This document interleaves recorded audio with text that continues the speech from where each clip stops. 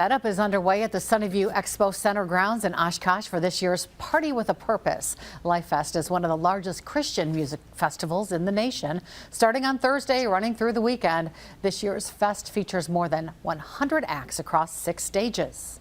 Building Lifest is a year-round project. As far as on-site, we've had guys here since last week, Tuesday, putting up tents, marking out campsites, taking care of all of the internal logistics. But we figure we've got somewhere around 20 or 30 guys here today, people here today working on things, getting everything ready to go. Lifest started as a walk-run event back in 1990 and became a festival of music in 1999. It's continued every year with the exception of 2020 because of the pandemic.